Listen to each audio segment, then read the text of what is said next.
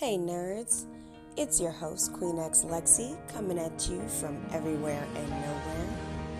I hope you're listening to the show wherever you are and wherever you might not be, and I hope you enjoy. It's gonna be kind of like a little TED Talk.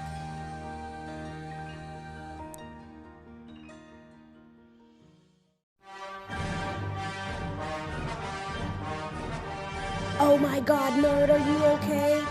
Hurry up, go, get out of here, get out of here. We got an incoming spoiler alert. Incoming spoiler alert. You've been warned. Go, nerd.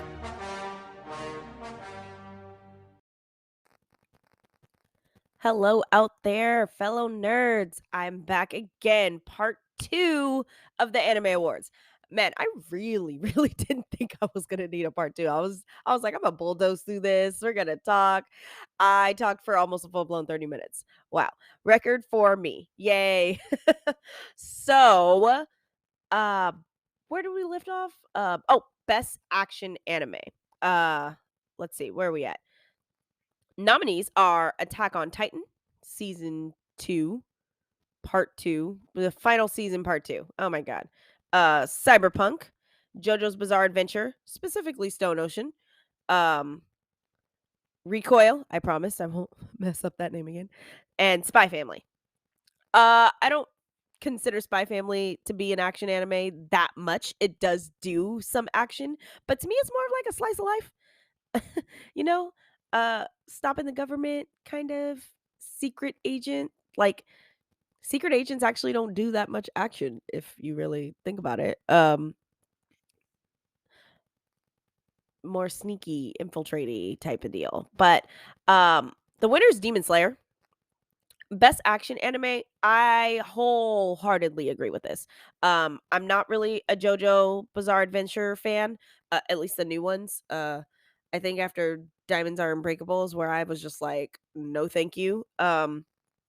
It just, I don't know. He changed the whole dynamic of the show, because that's what he wanted to do, and it is his show. But you lost me. Cyberpunk, uh, is good, but it does not hold a candle to Demon Slayer at all. Um, and Attack on Titan, it's been going on so long. It's gotten enough awards. Let's bury it. They're dragging this out. We're at part 2, final season. I'm like, okay, then don't call yourself a final season. But whatever. Uh, but Demon Slayer, well deserved. Best action anime. Like there doesn't go almost like we might get the healing episodes, where they're recovering, but even those end on a note of them going into more action. So it's just they do really well with being the best action anime for sure. Well deserved. Best comedy. I'm not even gonna read the nominees because no, I take that back because now I see Kotaro Lives Alone is a nominee, and that makes me sad that he didn't win anything. So far, I actually haven't read all of these, but Kotaro Lives Alone was so cute and funny. It was hilarious. Kaguya-sama, I don't think there's anything funny about tit for tat about love, but whatever. My Dress Up Darling, it had funny moments. But it was more inspiring than anything. And kind of like a little love story. Uncle from Another World. I have not gotten around to watching that yet.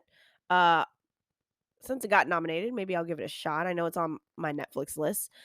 You guys would not believe what's on my Netflix list. Like it's a lot. Not as much as my Crunchyroll list. I think my list looks more like uh multiple seasons of anime. When I say seasons, I mean like summer, winter, fall, spring seasons of anime that I have to get through still. The next nominee is your boy Kong Ming. Again, I must have to watch that. Those are all the nominees, but Spy Family took the cake again. Uh, again, Anya steals the show for sure, but uh, like they're all hilarious. They all have their moments. Anya is the funniest to me, but it is a hilarious show. Well deserved for sure. Next best drama anime. Okay, let's just stop giving Attack on Titan stuff. Like that's the winner, but like really, I feel like we could have picked literally anywhere. Anyone. Anything that was drama. Oh, like Dance Dance Desort. Yeah, that would have been great. I would have picked that one. Oh, Kotaro Lives Alone. I would have given him something. Made in Abyss, Cyberpunk. 86, like, any of those guys deserve that more than Attack on Titan. I'm trying not to be disgruntled about Attack on Titan because I am going to eventually finish it. Um, but, again, it's out of obligation. I don't feel anything towards it. So I guess my opinion is biased, but, you know, you tell me what you think, all right? I'm just over Attack on Titan already. Like I'm over it. Moving on, new anime. Uh let's see. Best fantasy anime. Ooh, okay. Nominees are Made in Abyss, uh Moshoku Tensei. Oh, The Jobless Reincarnation. I honestly just call it The Jobless Reincarnation. Overlord, Rankings of Kings, Case Study of Vanitas. Oh, man. Okay, I Demon Slayer's the winner for this category. I'm not gonna put my opinions in this because I have a very biased one when it comes to vampires. So Case Study of Vanitas would have been my choice, of course. Um, however, I did enjoy Jobless Reincarnation. I actually love that he's still like 40 in the brain. Like I like that we still hear that voice. It's amazing to me. Um, Overlord, I actually didn't finish it, and not because I didn't enjoy it, but because it's been so long since I watched Overlord, I didn't remember what happened. So I feel like I need to start from a point where I remember what was happening, and I just don't have time to do that yet. Haven't finished Rankings of Kings. Um, it's definitely a feel-good anime, and I wanna give some time to that. Um, I haven't finished Made in Abyss either. Wow, it's just full of shows I haven't finished, except for Jobless Reincarnation and Case Study of Vanitas. But Demon Slayer, fantasy anime, yes. But man, I just, for me, if this was my award to give, it'd be the case study. I do. I have such a soft spot for vampires. Like, oh man, I'll watch anything that's got vampires in it. Even if it's like shorts, I'll watch it. Best romance anime, whatever. Like, I don't know. Kaguya-sama is the winner, but like, okay, for me, it would have been uh Shikomi's Not Just a Cutie. Like that was so cute. Oh my god. So best romance, best evolving relationship. Like Kaguya-sama literally, when I was watching it, it literally to me was like them harping on a stagnant relationship. Like they decided to not move forward because of their pride. Like, and to me, that's just stupid. My dress up darling. Ah, yes, some romance, they're both high schoolers and it is a boy that is we have been proven to see that he is into women and she is definitely into him. They're into each other, but it's more about them cosplaying, so I could see why it would just be a nominee and not a winner at that. Love After World Domination, uh, interesting, but I don't know, I felt like I was watching Power Rangers if we cared about their love lives, if that makes sense. It was definitely it was interesting. One of them definitely was more Power Ranger, and one of them was more like the villain of the Power Rangers coming together, but, like, I just it didn't matter to me that much. It was giving me those Power Ranger vibes and definitely the Romeo Juliet vibe as well. Like, we don't belong together. Whatever. Comey Can't Communicate, didn't finish that. Call of the Night, I'm gonna have to watch that. That's come out too many times now. Best voice acting. Oh, we're almost at the end. Best voice acting performance uh in Japanese. All right. Aaron Yeager's voice actor gets it. Okay, he is a damn good voice actor. I will give him that. I will definitely give Yuki Kaiji that. Not that he cares of my opinion, but I well deserved. I have zero like Aaron Yeager's voice is like perfect. Um especially now. Let's see, who are the nominees? Oh, the nominees were Spy X Family. Uh I'm gonna name the characters so I don't mess up people's actual names, but it was Anya Chisato from Recoil. Um, oh, I might still mess up the name. Jolene, I think, from JoJo's Bizarre Adventures, Stone Ocean. I don't know. Probably the main character. Let's see. Fupata. Oh, they got a two-parter. Oh, because 'cause they're probably 2 people in Made in Abyss and Tanjiro Demon Slayer. He's got a good voice, but, like, Aaron's voice is preem.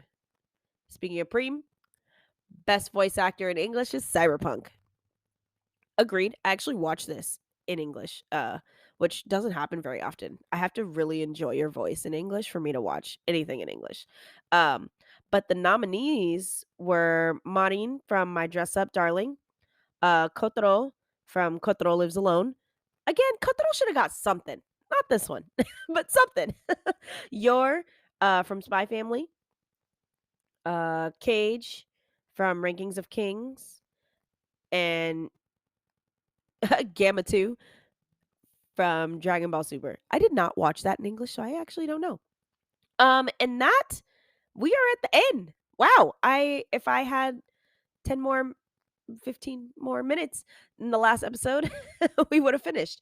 But there was some really like good picks here. I'm glad they changed a lot of the categories. Uh I could imagine this being a very long awards. I did not watch it.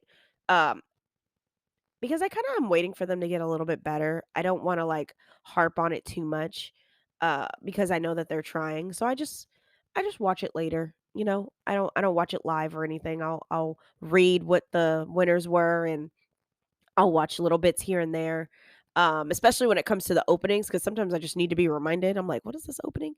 Um and I think they did a lot of good picks. There are some stuff again that I'm not familiar with that I will have to watch, but I think they did some good picks and it was really good this year around.